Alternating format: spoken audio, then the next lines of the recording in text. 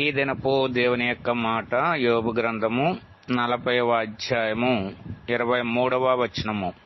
అది ధైర్యము విడువదు.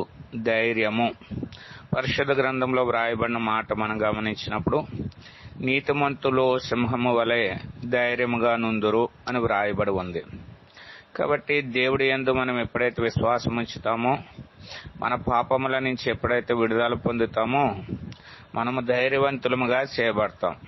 కొన్నిమార్లు ఆయా సందర్భాలు మనకు భయం కలిగించినప్పుడు దేవుడు మనతో మాట్లాడే మాట, భయపడకు, జడియకు, నిబ్బరము కలిగి ధైర్యంగా ఉండు, నీ దేవుడైన యెహోవానైనా నేను తోడుగా ఉన్నాను అంటాడు. దావీదు గురించి వ్రాయబడినటువంటి మాట, తన దేవుడైన యెహోవాను బట్టి ధైర్యము తెచ్చుకునేను. కాబట్టి దేవుడి యొక్క బిడ్డలు ఎప్పుడు కూడా దేవుని బట్టి ధైర్యం తెచ్చుకుంటారు. మనము కూడా ఆ రీతిగా దేవుని బట్టి ధైర్యం పొంది ఆయన కార్యాలు అనుభవించుదుముగాక.